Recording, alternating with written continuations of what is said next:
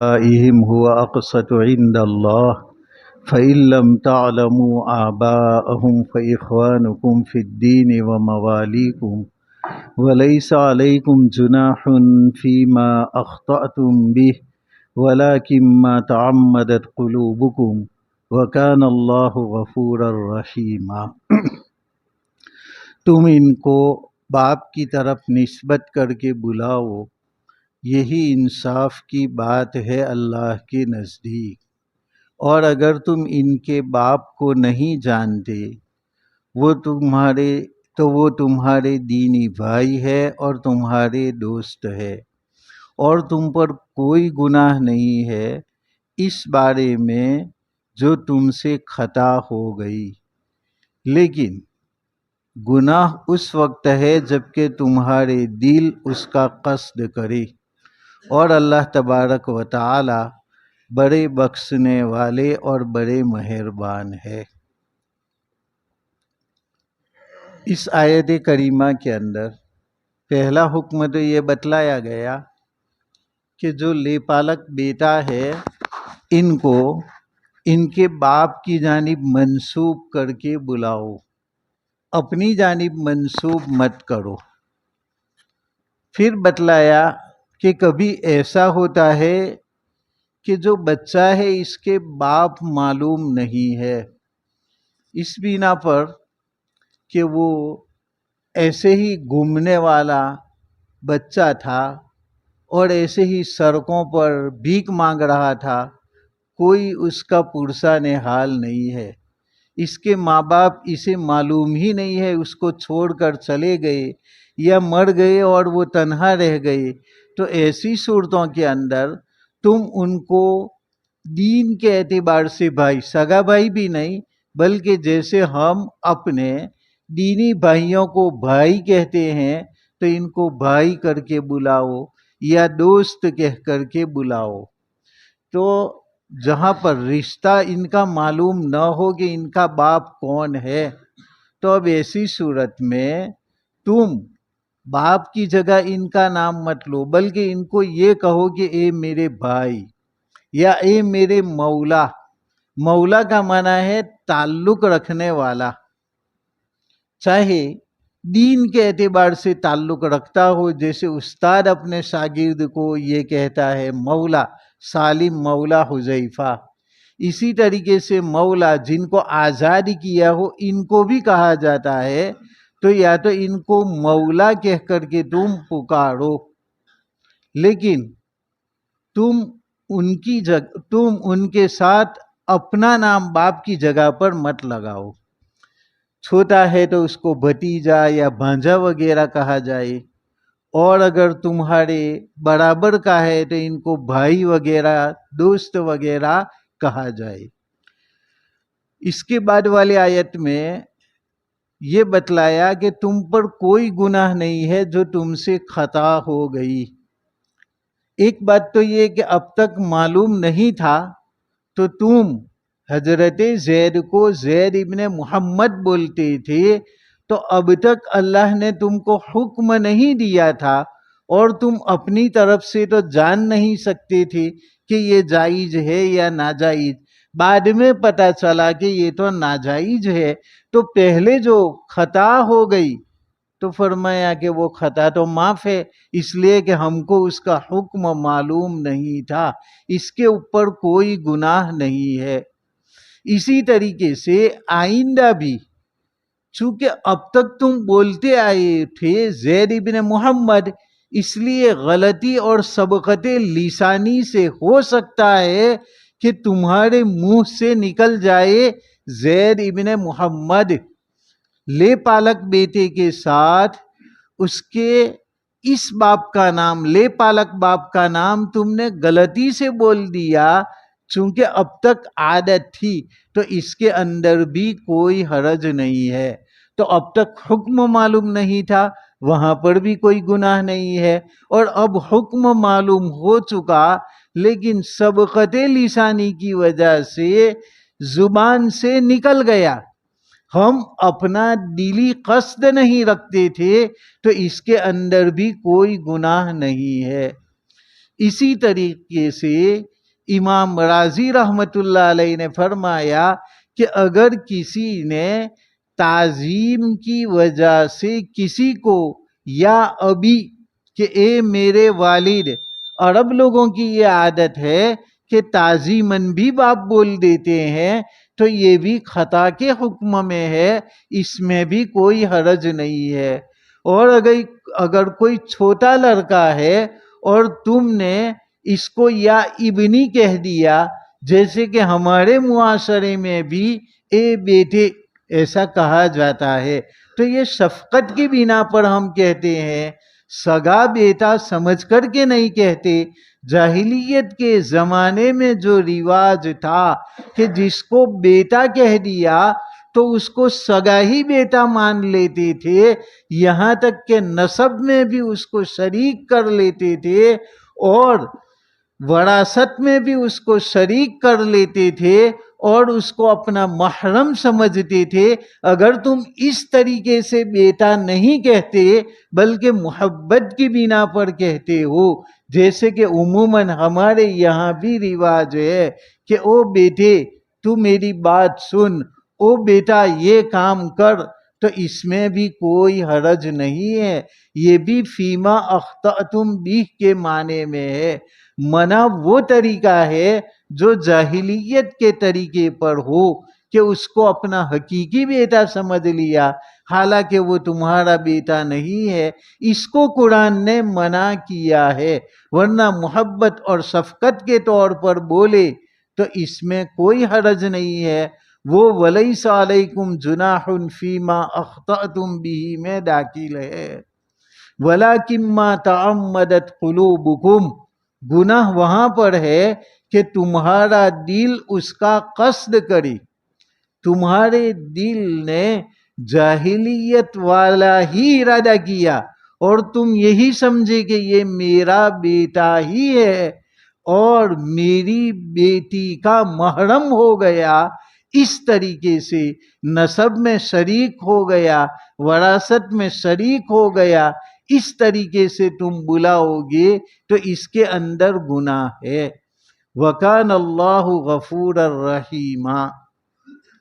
اور تم سے اگر گناہ ہو گیا لیکن بعد میں تمہیں احساس ہوا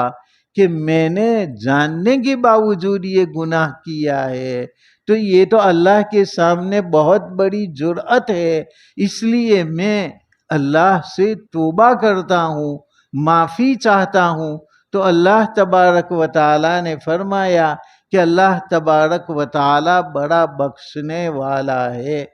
بلکہ ندامت کی بنا پر اللہ تبارک و تعالیٰ تم کو انعامات سے بھی نوازے گا، تمہارے معافی چاہنے کی بنا پر، تو اس کو فرمایا غفوراً کے ساتھ رحیمہ کہ رحم کرنے والا ہے۔ النبی اولیٰ بالمؤمنین من انفسہم وازواجہ امہاتہم، اور نبی تم سے زیادہ قریب ہے تمہاری جانوں کی بنسبت، نبی کو زیادہ تعلق ہے مومنوں سے ان کے جانوں سے بھی زیادہ۔ وَأَزْوَاجُهُ أُمَّهَاتُهُمْ، اور نبی کی بیویاں تمہاری مائیں ہیں۔ یہاں پر دو باتیں بتلائی کہ نبی کا تعلق تمہارے ساتھ تمہاری جان سے، تمہارے نفس سے بھی زیادہ ہے۔ تمہارا تعلق اپنے نفس کے ساتھ سب سے زیادہ ہوا کرتا ہے، یہاں تک کہ اپنے آپ کو بچانے کے لیے وہ دوسروں کو بھی قربان کر دے گا۔ کوئی آگ میں جل رہا ہے اور تم بھی جل رہے ہو تو پہلے تم اپنے آپ کو بچاؤ گے، تو تم کو اپنے نفس سے زیادہ تعلق ہے دوسروں کے مقابلے میں، اور آدمی زیادہ محبت کرتا ہے اپنے ماں باپ سے اور اپنے بیٹوں سے، لیکن نفس کی جو محبت ہے وہ سب سے زیادہ ہے۔ تو اللہ تبارک و تعالیٰ نے ارشاد فرمایا کہ نبی کا جو تمہارے ساتھ تعلق ہے وہ تمہارے نفس سے بھی زیادہ ہے. تم اپنے نفس سے اتنی محبت نہیں کرتے جتنا نبی تمہارے ساتھ محبت کرتا ہے. اس لیے کہ ان النفس لامارۃ بالسوء، نفس تو تم کو کبھی برائی کا حکم کرتا ہے اور تم برے کام کے اندر مبتلا ہو جاتے ہو. اس کی بنا پر نفس نے تم کو ہلاک کر دیا. نفس امارہ کبھی خواہشات پر چلاتا ہے اور گناہوں کے اوپر آمادہ کرتا ہے، اور وہ غیر محارم کی جانب نظر کرنے کو مزین کر کے بتلاتا ہے، زنا کو مزین کر کے بتلاتا ہے، اور آدمی غیر محرم کی جانب دیکھ لیتا ہے نفس کی شرارت میں آ کر کے. کبھی زنا کا بھی ارتکاب کر لیتا ہے، کبھی چوری، کبھی خیانت، کبھی غیبت، کبھی جھوٹ. نفس معمولی معمولی باتوں کے اندر ہم کو یہ گناہ کرا دیتا ہے. تو نفس تو ہم کو کبھی ہلاک بھی کر دیتا ہے، لیکن نبی کبھی تم کو ہلاک نہیں کرتا. اور اگر کسی کا نفس عبادت اور ریاضت کی بنا پر نفس لوامہ یا نفس مطمئنہ بن گیا کہ وہ برائی کا تو حکم نہیں دیتا، لیکن نفس کو معلوم نہیں ہے کہ ہماری مضرتیں کیا ہے، ہماری مصلحتیں کیا ہے، ہمارا نفع نقصان کس کے اندر ہے، وہ نفس کو کلی طور پر معلوم نہیں، تو کسی نقصان والی چیز کو نفع سمجھ کر کے نفس کرا دیتا ہے، اور مضرت والی چیز کو مصلحت سمجھ کر کے آدمی کر لیتا ہے. بعد میں کہتا ہے تو میں تو اس میں فائدہ سمجھا، میں تو اس دوا کو مفید سمجھا، لیکن اس نے تو مجھے نقصان پہنچایا. تو نفس کو نفع اور نقصان کا اتنا احاطہ نہیں جتنا نبی کو ہے. نبی جانتا ہے کہ کون سی بات میں تمہارے لیے نفع ہے اور کون سی بات میں نقصان ہے. اس لیے ہمیشہ نبی تم کو اچھی بات کا ہی حکم کرے گا، بری بات سے تم کو روکے گا. اسی لیے اللہ تبارک و تعالی نے فرمایا ما آتاکم الرسول فخذوہ وما نہاکم عنہ فانتہوا، کہ رسول تم کو دے اس کو تم لے لو، اور رسول جن سے تم کو روکے اس سے تم رک جاؤ. نفس کے متعلق نہیں کہا، بلکہ نفس تو ہلاک کرنے والا ہے. وَنَهَا النَّفْسَ عَنِ الْهَوَىٰ، کہ نفس کو خواہشات سے بچاؤ. لیکن نبی کی بات 100% صحیح ہوتی ہے. قرآن مقدس میں اللہ تبارک و تعالیٰ کا ارشاد ہے وَمَا يَنطِقُ عَنِ الْهَوَىٰ إِنْ هُوَ إِلَّا وَحْيٌ يُوحَىٰ، کہ نبی کبھی خواہشات سے بات نہیں کرتا، بلکہ وہ جو بھی بات کرتا ہے وہ وحی کی وجہ سے کرتا ہے، میری جانب سے وحی ہوتی ہے. گفت اللہ بود گرچہ از حلقوم عبد اللہ بود، کہ اس کا بولنا اللہ کا بولنا ہے اگرچہ وہ اللہ کے بندے کی زبان سے ہو. تو نبی جو بھی بات بولے وہ من جانب اللہ ہوتی ہے. تو کبھی بھی نبی کی بات کو مان کر کے تم نقصان کے اندر نہیں پڑ سکتے، بلکہ نبی کریم صلی اللہ علیہ وسلم ہمارے لیے، ہماری مغفرت کے لیے رات رات بھر جاگتے تھے اور اتنا قیام فرماتے تھے کہ پاؤں کے اوپر ورم آ جاتا تھا. ماں عائشہ صدیقہ رضی اللہ تعالیٰ عنہ فرماتی تھی کہ یا رسول اللہ، اللہ نے اعلان کر دیا کہ غفر اللہ ما تقدم من ذنبک وما تأخر، کہ آپ کے تو اگلے بھی گناہ معاف، پچھلے بھی گناہ معاف، پھر بھی آپ اتنی زیادہ مشقت کیوں اٹھاتے ہو کہ آپ کے پاؤں پر ورم آ جاتا ہے؟ تو آپ صلی اللہ علیہ وسلم نے فرمایا کہ افلا اکون عبدا شکورا، کہ کیا میں شکر گزار بندہ نہ بنوں؟ میں اللہ کا شکر گزار بندہ بننا چاہتا ہوں، اور میں تو اپنی امت کے لیے مغفرت کی دعائیں کروں گا۔ ایک مرتبہ آپ صلی اللہ علیہ وسلم نے قرآن مقدس کی آیت پڑھی جس میں ابراہیم علیہ السلام اپنی امت کو یاد کر رہے ہیں کہ ان تغفر لہم فإنہم عبادک وَإِن تَغْفِرْ لَهُمْ فَإِنَّكَ أَنْتَ الْعَزِيزُ الْحَكِيمُ۔ اسی طریقے سے حضرت عیسیٰ علیہ السلام جو اپنی امت کو یاد کر کے روتے ہیں، یہ یاد آ گیا تو آپ صلی اللہ علیہ وسلم رونے لگے،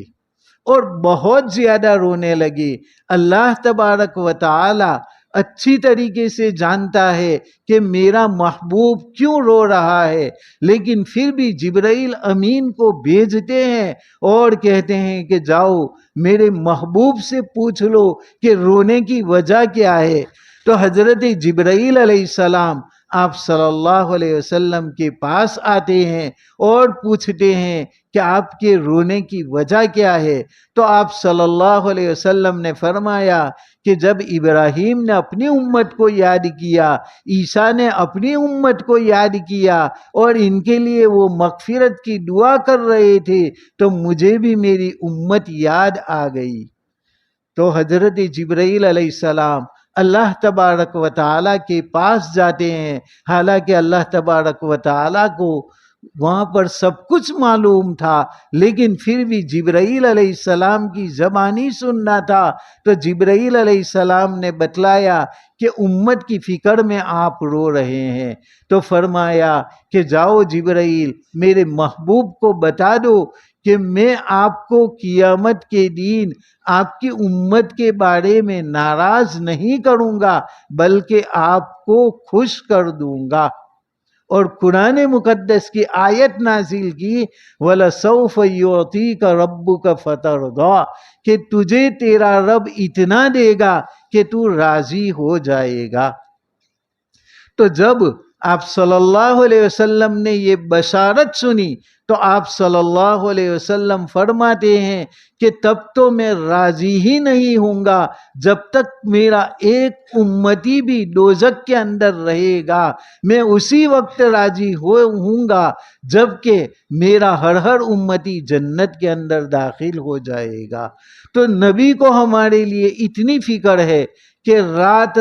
بھر جاگتے ہیں، ہمارے لیے دعا کرتے ہیں، اور ایک ہم ہے کہ جو شریعت نے راستہ بتلایا اس راستے پر چلنے کے لیے تیار نہیں ہے۔ ہم جو فرائض ہے، نماز، روزہ، زکوٰۃ، حج، اس کے اندر ہم بہت زیادہ کوتاہیاں کرتے ہیں۔ سچائی میں، امانت میں، پاک دامنی کے اندر، دلوں کو صاف رکھنے کے اندر، ایک دوسرے سے اچھا تعلق رکھنے کے اندر ہم بہت ہی زیادہ بے عدولی کر رہے ہیں۔ شریعت کا حکم ہم توڑ رہے ہیں اور ہم جہنم کی جانب جا رہے ہیں، حالانکہ ہمارے نبی کو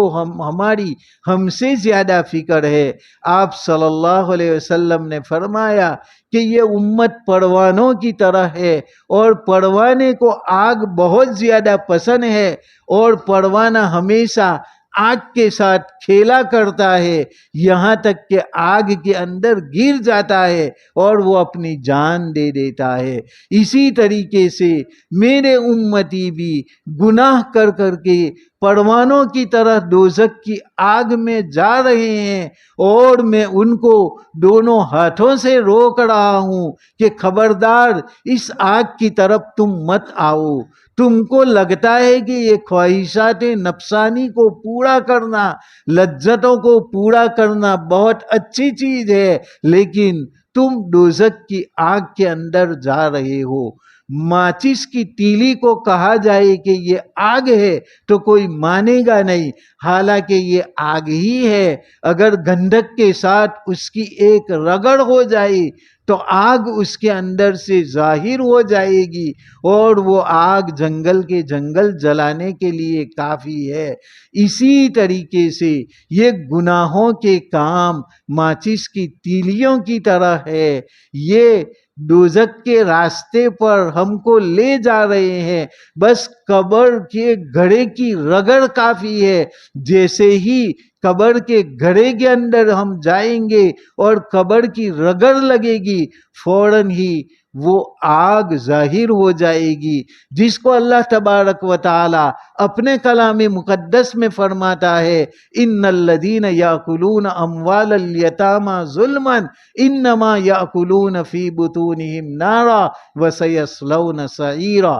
کہ تم یتیموں کا مال کھا جاتے ہو، وہ بچے جن کا مال تمہارے پاس ہے، وہ بے وقوف جن کو عقل نہیں ہے، اس کی بنا پر ان کا مال تمہارے پاس ہے، اور تم حیلہ حوالہ کر کے اس مال کو کھا جاتے ہو، تو تم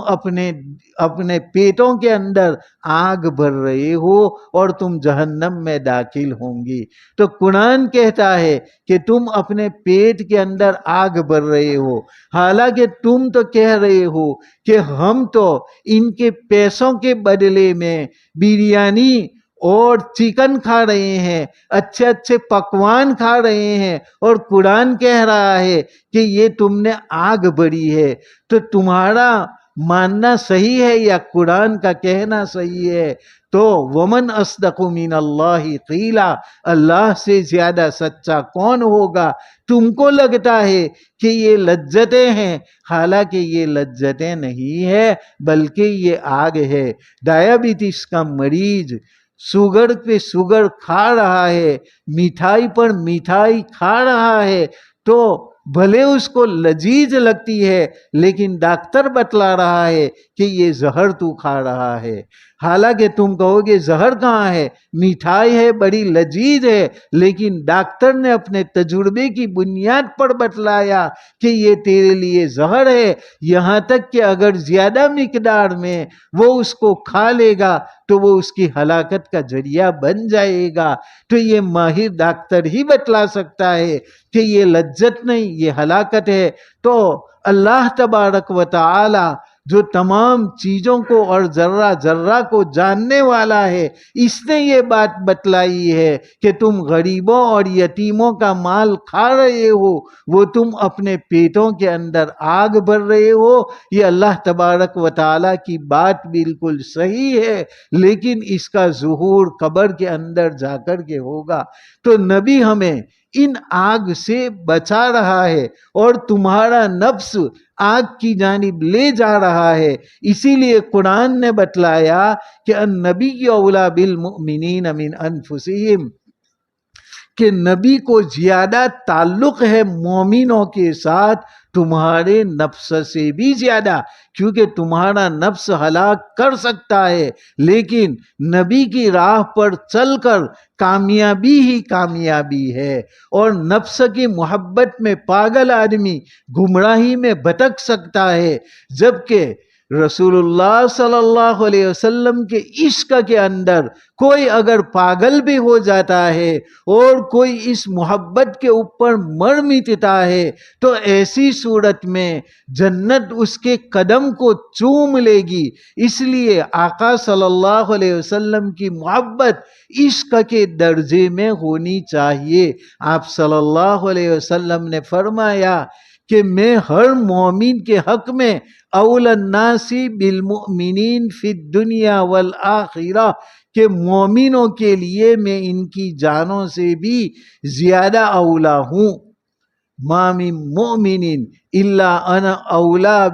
الناس به فی الدنیا والآخرہ، کہ کوئی بھی مومن دنیا اور آخرت میں نہیں ہے مگر میں ان کے لیے زیادہ افضل ہوں، دنیا میں بھی ان کے لیے افضل ہوں اور آخرت میں بھی ان کے لیے افضل ہوں۔ اور آپ صلی اللہ علیہ وسلم کو جب ہم سے اتنی زیادہ محبت ہے تو امتی ہونے کے ناطے ہمارے اوپر بھی ضروری ہے کہ ہمیں آپ صلی اللہ علیہ وسلم سے سب سے زیادہ محبت ہو۔ آپ صلی اللہ علیہ وسلم کی محبت جزو ایمان ہے، اور اگر اس میں کچھ بھی کمی ہو اور خامی ہو تو ہمارا ایمان نامکمل ہے، بلکہ آپ کی محبت ہمارے دل میں نہ ہو تو ایمان کے چلے جانے کا خطرہ ہے۔ آپ صلی اللہ علیہ وسلم نے فرمایا لا یؤمن احدکم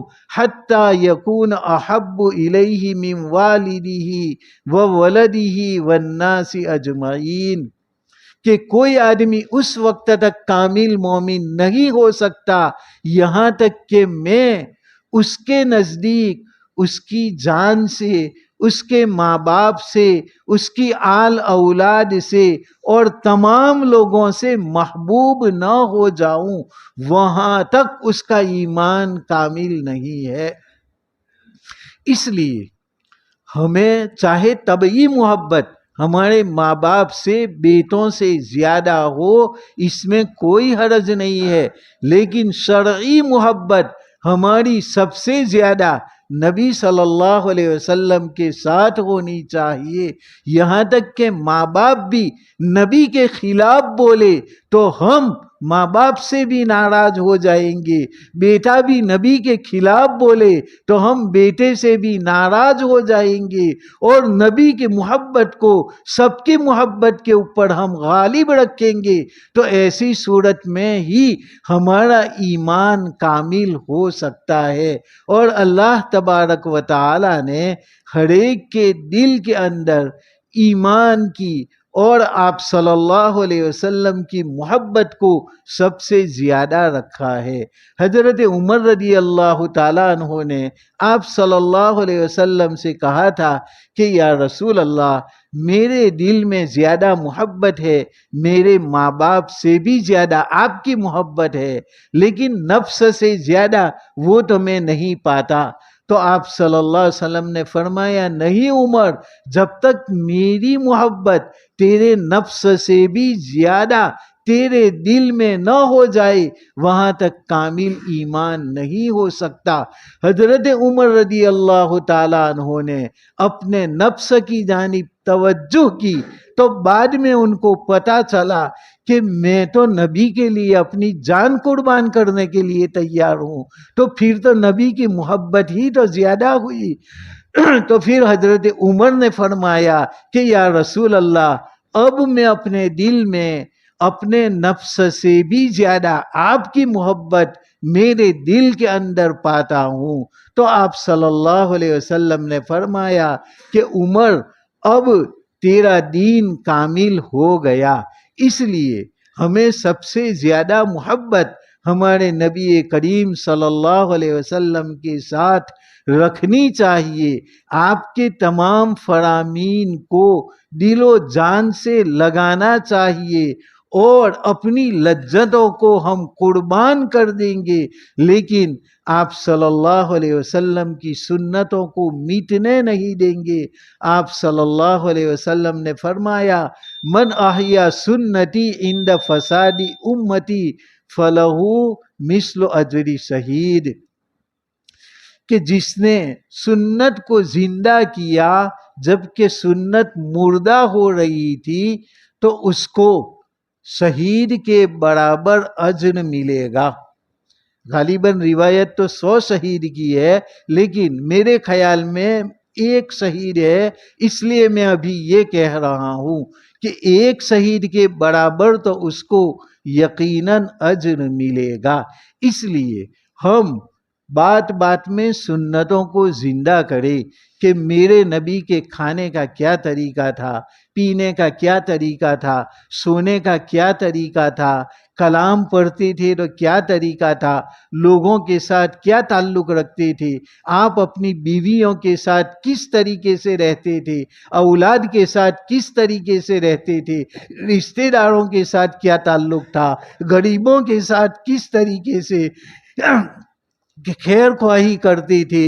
اور مالداروں کے ساتھ کس طریقے سے پیش آتے تھے، بڑوں کا کیا ادب تھا، چھوٹوں کی کیا شفقت تھی۔ ایک ایک بات کے اندر ہم اپنے نبی کی سنت کو نمونہ بنائیں گے تو نبی کی محبت ہمارے دل کے اندر جاگزی ہو جائے گی، اور اس کی بنا پر ہمارا ایمان بھی پختہ ہو جائے گا۔ اور اللہ تبارک و تعالیٰ نے یہی بتلایا ہے کہ کوئی بھی رشتہ اس رشتے سے زیادہ بڑا نہیں ہے، نہ ماں باپ کا رشتہ اتنا زیادہ بڑا ہے اور نہ میاں بیوی کا رشتہ اتنا بڑا ہے جتنا کہ ایک نبی اور امتی کا۔ اس لیے فرمایا کہ نبی زیادہ تعلق رکھتے ہیں مومنوں سے ان کی جانوں کی بنسبت۔ اللہ تبارک و تعالی ہمیں ہمارے نبی کریم صلی اللہ علیہ وسلم کے ساتھ اپنے ماں باپ سے، اپنی جان اور مال سے اور اپنے نفس سے بھی زیادہ محبت عطا فرمائے، اور آپ کی ایک ایک سنت کو حرز جان بنانے کی توفیق عطا فرمائے۔ وآخر دعوانا ان الحمد للہ رب العالمین۔